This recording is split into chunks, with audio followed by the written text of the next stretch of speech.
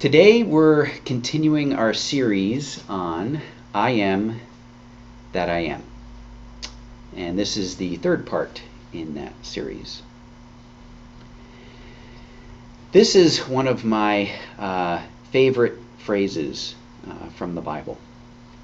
And as many of you know, this phrase comes from the Old Testament, from the book of Exodus, and it's in chapter 3. If you want to, after today's service, go back and read that chapter. But what's happening in that particular chapter is Moses is talking to God. And God appears to Moses as a burning bush. And from this burning bush, God tells Moses, I understand the plight of your people, of the Israelites in Egypt. I know the suffering that you have been subjected to. And I am going to guide you out from the land of Egypt into the land of milk and honey. So Moses is listening to this and essentially says, and I'm paraphrasing this, why will the Israelites follow me? Why should I be guiding them out? I need to tell them who is directing me to do this. I need to tell them what your name is. And so in response to this, God says, I am that I am. This phrase, I am that I am, like I said, it's one of my favorite parts of the Bible because it is so beautiful and so powerful. This statement, I am that I am, it takes the law of identity, which is I am, and then expands upon that law of identity, which I will get to in a few minutes here. Before I do that, I wanted to talk a little bit about the law of identity. I brought this up during my discourse a few weeks ago, and the law of identity recognizes that every one of us, all humans, we are all co-creators with God. We are all spiritual beings expressing in physical form during this lifetime.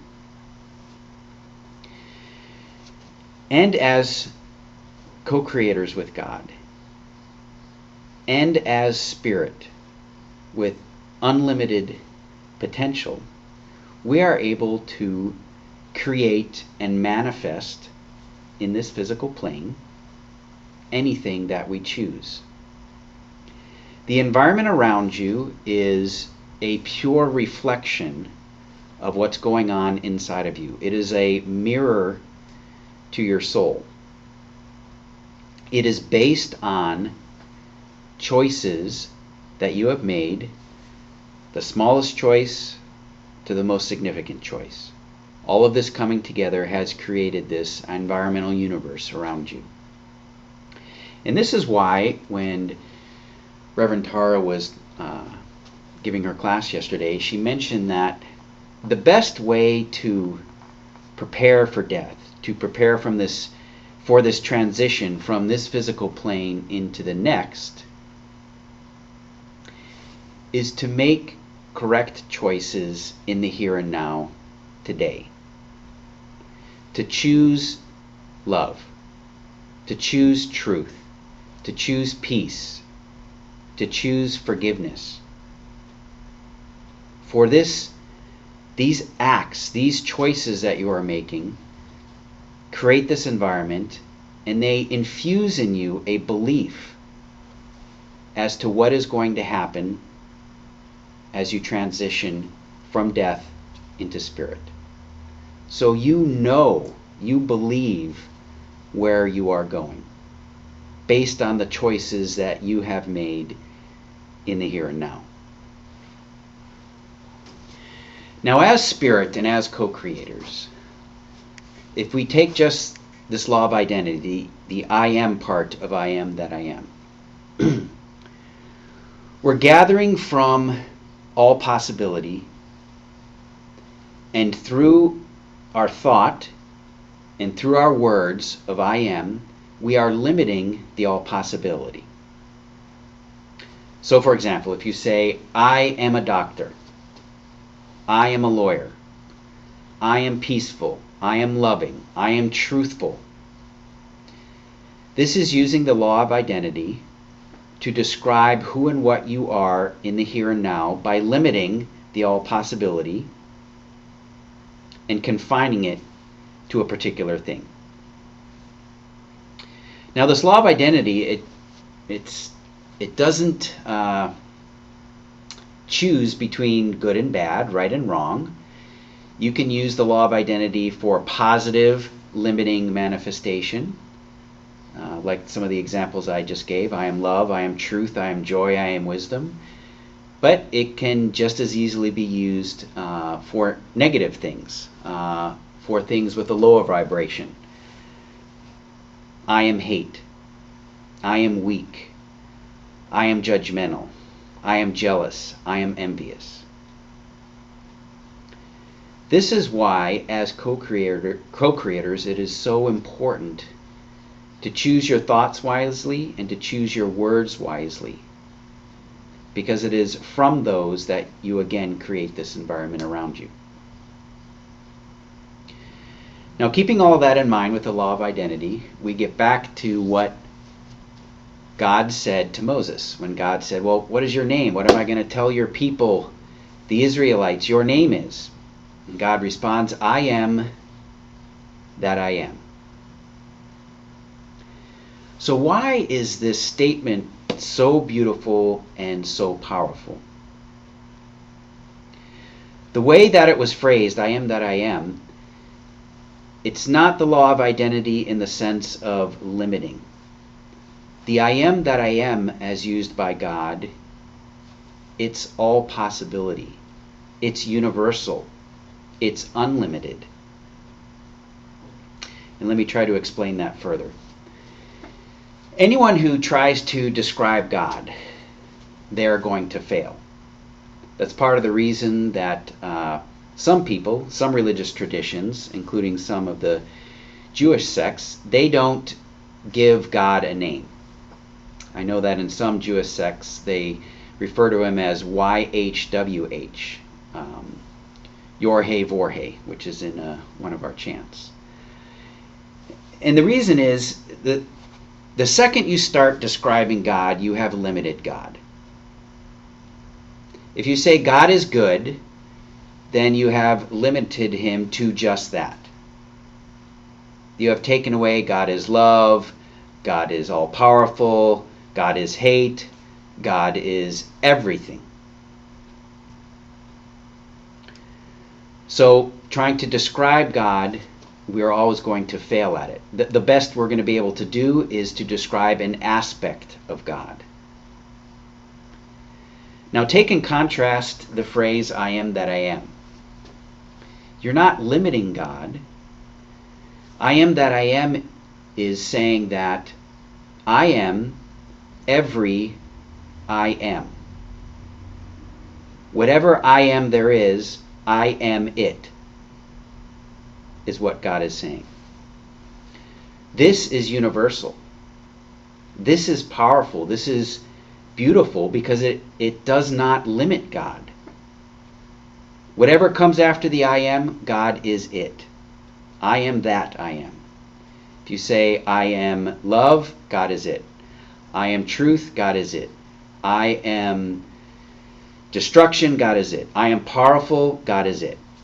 God is every I am. I am that I am. So, with that now in mind, we as co-creators with God are also unbound, unlimited, and universal. We are also I am that I am. All possibility. And it's through this recognition that we are everything that comes after I am, with this knowledge in mind, with this knowledge that we are universal, We can create whatever we want in this lifetime. It is our choice. And that is why we have to make this choice wisely. I was trying to think of another example of how to crystallize the meaning of I am that I am. And yesterday I was contemplating the ninth commandment. And the ninth commandment, as many of you probably know, is, "Thou shalt not bear false witness against thy neighbor." This particular commandment, you could argue, is in every single religion. It's in every single culture. You don't even have to be religious or believe in God to know the essence of this commandment. Thou shalt not bear false witness against thy neighbor. In its simplest form, what it's directing us to do is don't lie about people. Don't say bad things about people that aren't true. Don't gossip about people. Parents teach their little children this commandment. They may not actually use the phrase, thou shalt not bear false witness against thy neighbor, but the import is they're telling their children, don't lie. Lying's not good. Lying doesn't get you anywhere. So that's the basic meaning of the ninth commandment. But does it mean something more when you take it in the context of I am that I am? And I would postulate that it does. So when you take it in the context of I am that I am, you take it in the context of we are universal beings. We are beings who are unlimited, cannot be bound. We are co-creators, and we are manifesting everything in our environment so that everything in our environment is a mirror to our soul. Keeping that all in mind, what does this ninth commandment mean? It means that if you are bearing false witness against your neighbor,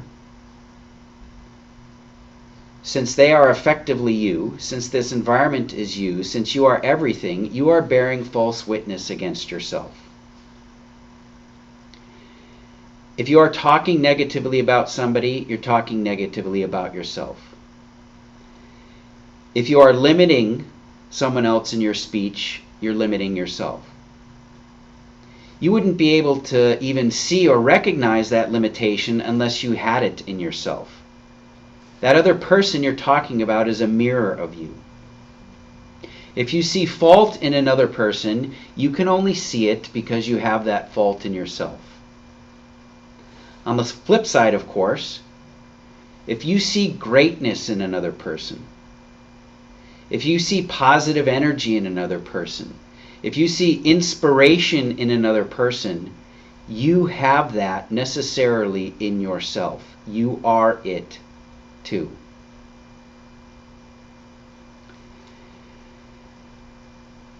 We talk about sometimes the cliche, what goes around comes around. This ninth commandment is talking about that too, as is I am that I am. Whatever you put out in the universe, in statement, in thought, in action, will come back to you in some form at some time. This is one way of thinking about karma. Karma is energy, and what energy you put out, this energy will return to you because you are the source. You are I am that I am. If you want love in your life, you should put love out. Give love. Be love. If you want joy in your life, you should give joy. You should be joyous. If you want peace, you should be peaceful and you should give peace. If you want forgiveness, you should be forgiveness. You should give forgiveness. I am that I am. I am love. I am peace. I am joy. I am forgiveness. I am all of these things and everything else that comes after I am. I am that I am. So this is what I wanted to share today, and now